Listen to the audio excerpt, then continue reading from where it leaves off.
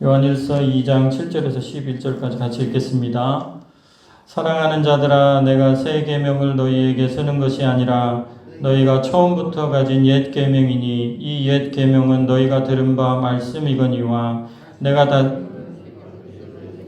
그에게와 너희에게도 참된 것이라. 이는 어둠이 지나가고 참빛이 벌써 비침이니라. 빛 가운데 있다 하면서 그 형제를 미워하는 자는 지금까지 어둠에 있는 자요, 그의 형제를 사랑하는 자는 빛 가운데 거하여 자기 속에 꺼리낌이 없으나 그의 형제를 미워하는 자는 어둠에 있고 또 어둠에 행하며 갈 곳을 알지 못하나니 이는 그 어둠이 그의 눈을 멀게 하였습니다.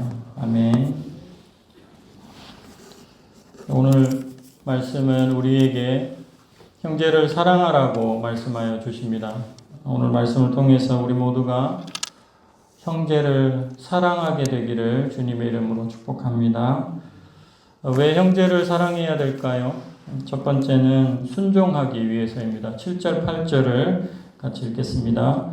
사랑하는 자들아, 내가 새 계명을 너희에게 쓰는 것이 아니라 너희가 처음부터 가진 옛 계명이니 이 옛 계명은 너희가 들은 바 말씀이거니와 다시 내가 너희에게 새 계명을 쓰노니 그에게와 너희에게도 참된 것이라.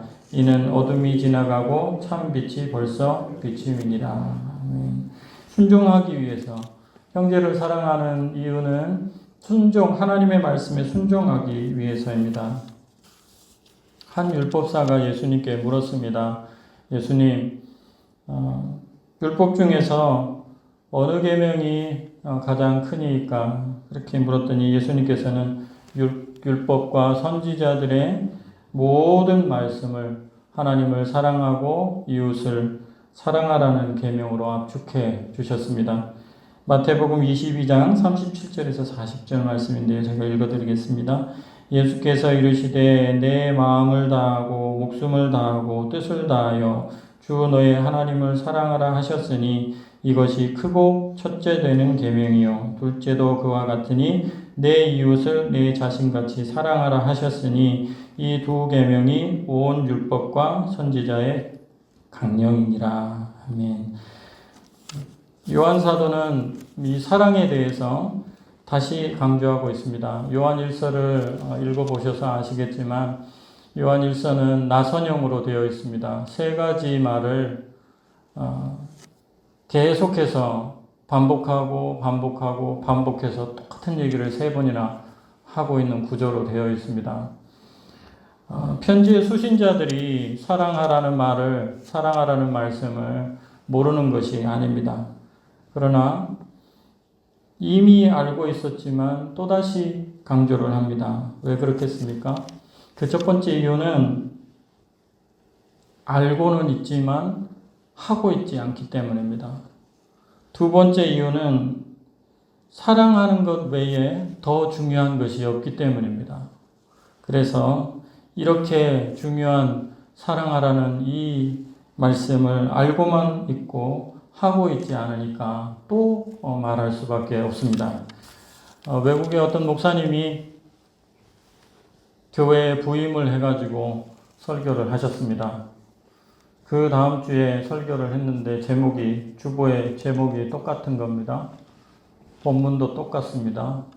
들어보니까 설교문도 똑같습니다.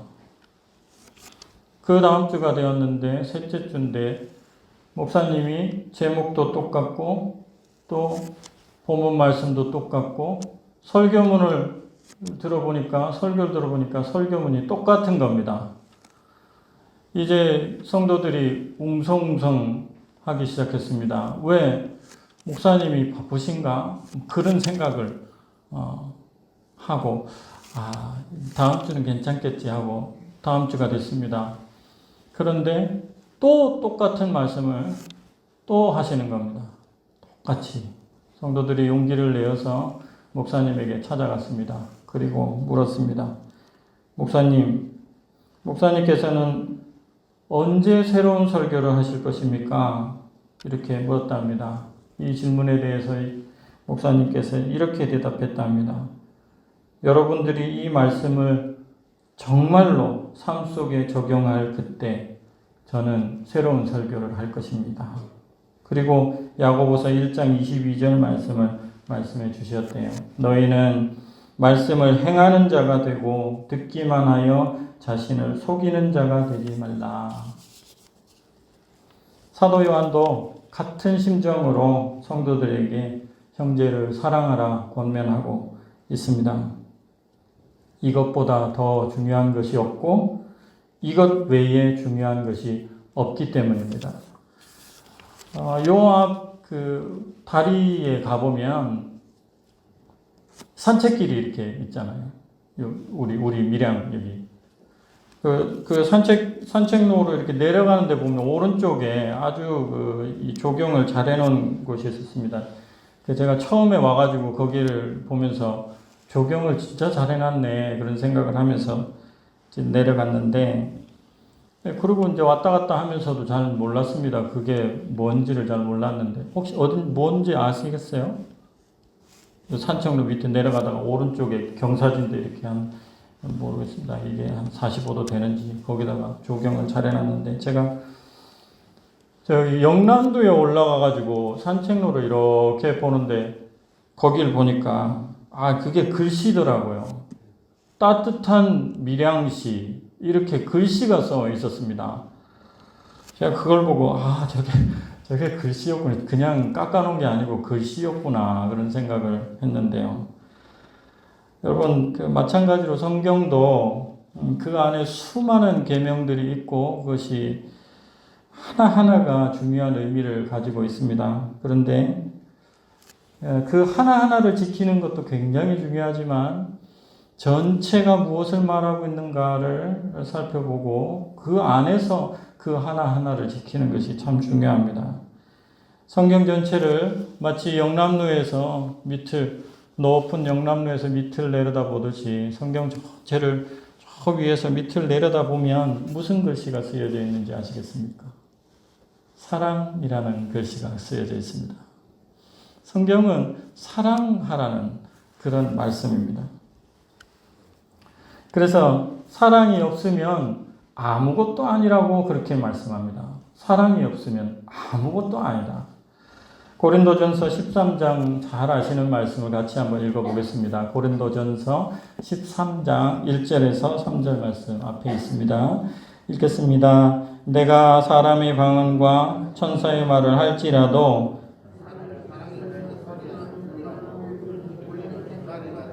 내가 예언하는 능력이 있어 모든 비밀과 모든 지식을 알고 또 산을 옮길 만한 모든 믿음이 있을지라도 사랑이 없으면 내가 아무것도 아니요 내가 내게 있는 모든 것으로 구제하고 또 내 몸을 불사르게 내줄지라도 사랑이 없으면 내게 아무 유익이 없느니라. 아멘.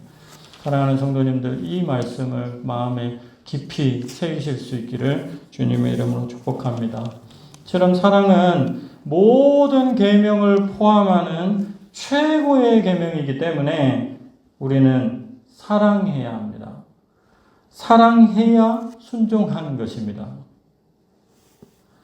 저와 여러분이 사랑하는 말씀에 온전히 순종하게 되기를 주님의 이름으로 축원합니다. 두 번째, 형제를 사랑해야 되는 두 번째 이유는 불행해지지 않기 위해서입니다. 여러분 11절 말씀을 같이 읽겠습니다. 11절 말씀. 그의 형제를 미워하는 자는 어둠에 있고 또 어둠에 행하며 갈 곳을 알지 못하나니 이는 그 어둠이 그의 눈을 멀게 하였습니다. 아멘. 사랑의 반대 개념 미움이라는 것이 나옵니다. 미움을 말씀합니다. 이 적극적인 불순종이라고 말할 수 있겠습니다. 미움. 형제를 미워하면 자기 자신에게 심각한 피해가 옵니다. 방황하게 됩니다. 자기가 어디로 가는지 알지 못하고 끌려갑니다. 정확하게 보지도 못합니다. 판단력이 흐려집니다. 형제를 미워하는 일은 오래 하면 오래 할수록 완전히 어두워집니다. 눈을 멀게 만듭니다. 진리가 사라지게 됩니다. 결국 멸망에 이르게 됩니다. 우리가 사람 미워하는 거 이거 쉽게 생각할 수 있는데 이거 하면 안 됩니다. 미워하는 것은 어둠을 선택하는 일입니다.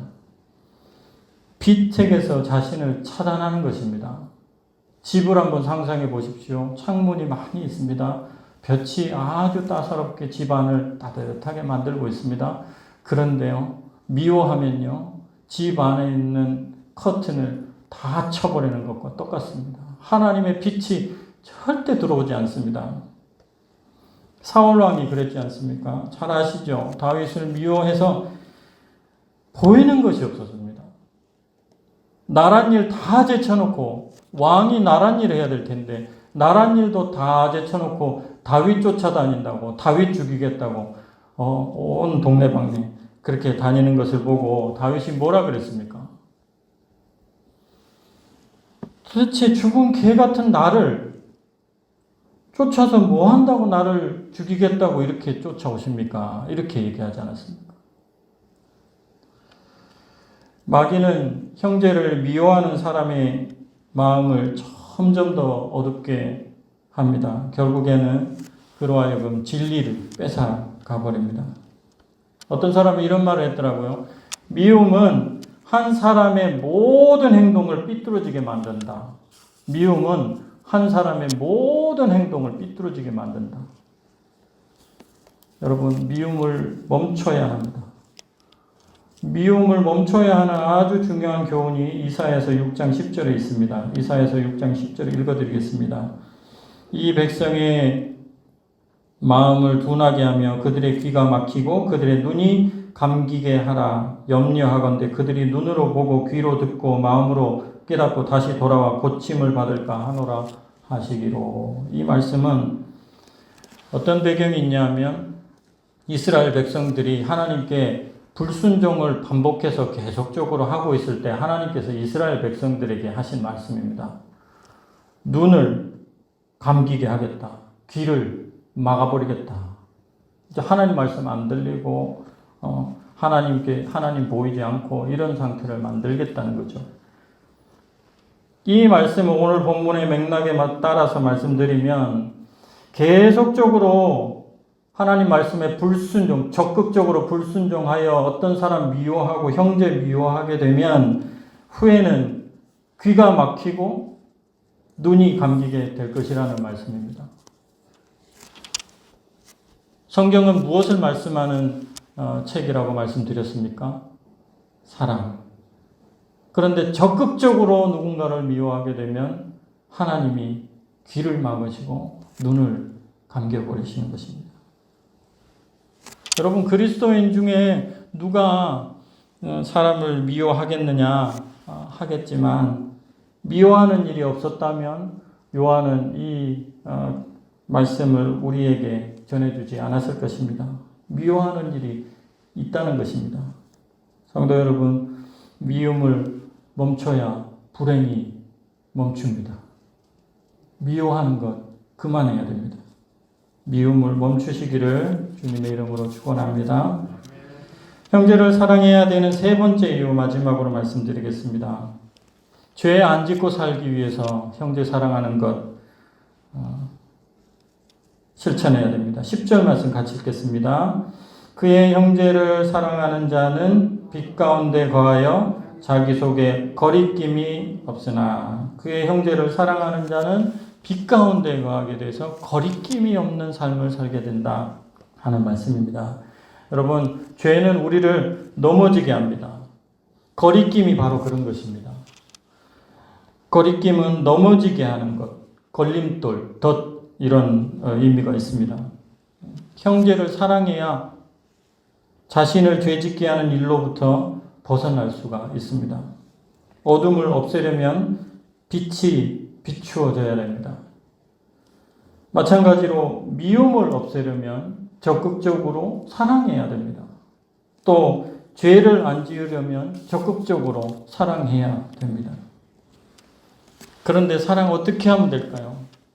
여러 가지가 있는데요. 오늘 말씀에서는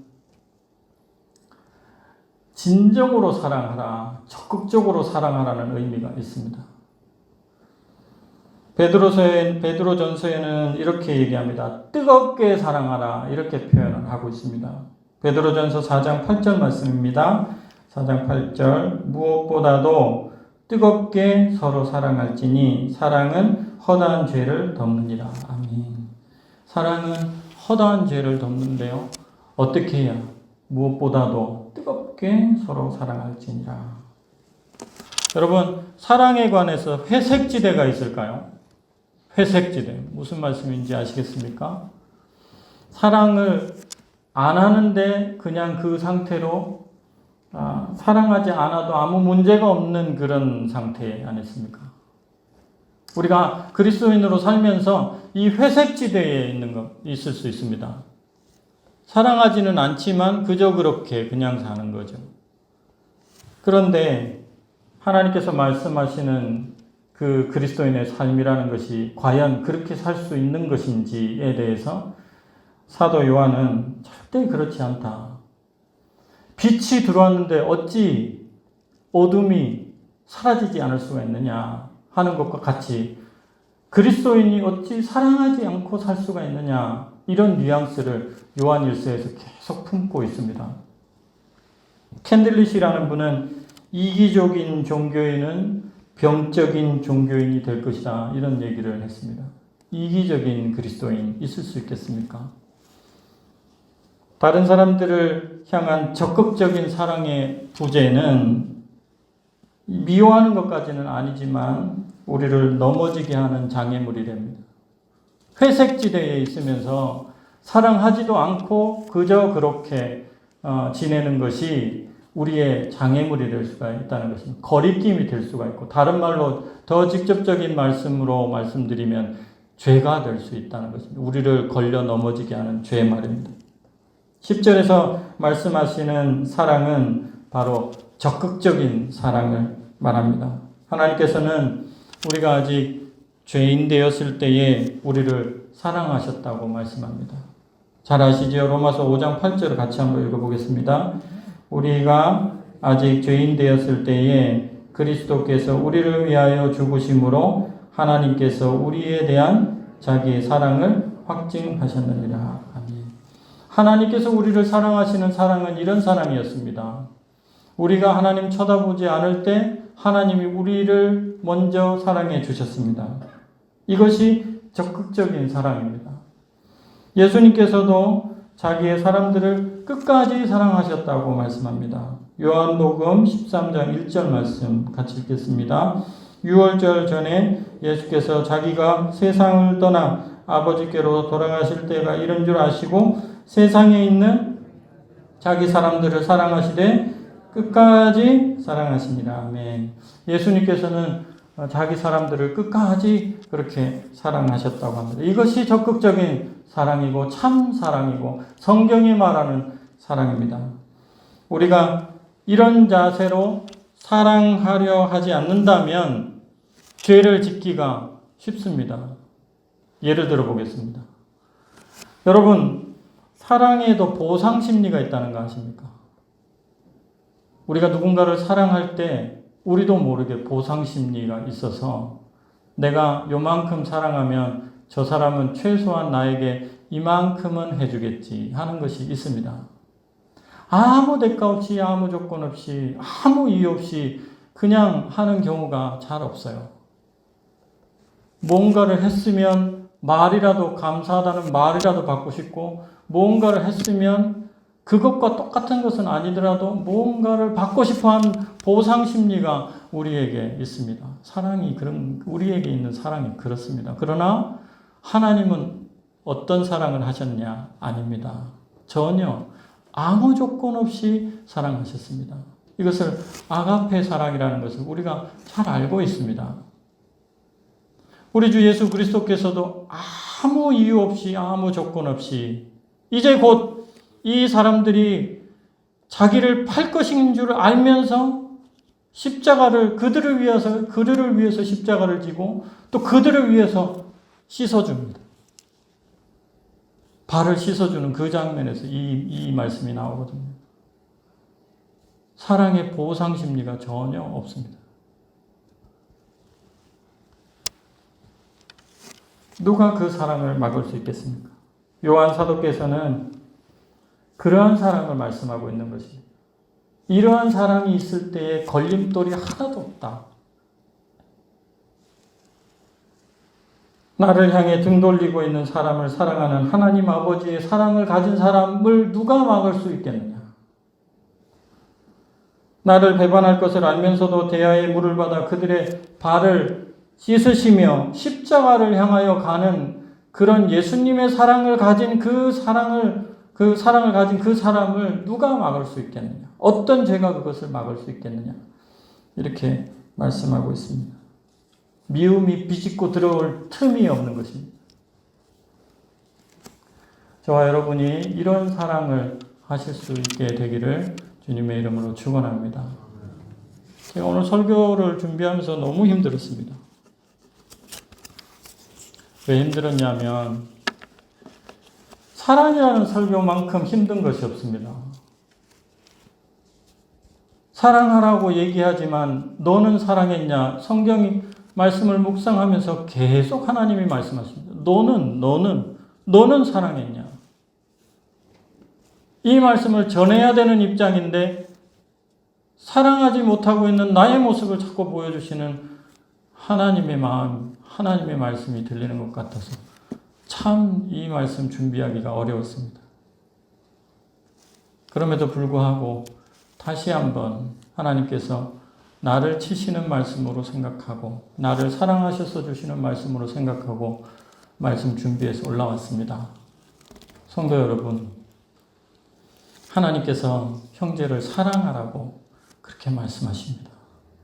미워하는 것 그만하라고 말씀하십니다. 사랑할 때 그것이 바로 순종이라고 말씀하십니다. 어렵지만 그렇게 노력하는 저와 우리 성도님들 다 되실 수 있기를 주님의 이름으로 축원합니다. 기도하겠습니다. 하나님 아버지, 하나님께서 말씀하여 주신 하나님의 말씀을 전하였습니다. 전한다고 전하였는데 저와 성도님들의 가슴 속에 잘 박힌 못처럼 새겨져서 무슨 일을 하든지 사랑으로 하게 하여 주시고 아버지 하나님께서 원하시는 그러한 사랑으로 하여서 우리의 인생길에 죄의 걸림돌이 전혀 없게 하여 주시기를 원합니다. 하나님 아버지, 사랑하지 않는 헌금, 사랑하지 않는 구제, 사랑하지 않는 설교, 사랑하지 않는 교회 사역, 사랑하지 않는 그 어떤 것, 아무 유익이 없고 아무것도 아니라고 말씀하여 주신 그 하나님의 말씀을 깊이 새기고 멸망에 이르지 않기 위하여 미움을 끊어내고 잘 살기 위하여 사랑을 실천하며 그렇게 살아가는 저와 우리 성도님들 다 될 수 있도록 은혜를 베풀어 주시옵소서. 또다시 말씀하시는 하나님의 의도를 기억하고 우리 자신을 돌아보고 사랑의 사람 다 될 수 있도록 성령으로 충만케 하여 주시옵소서. 예수님의 이름으로 기도합니다. 아멘.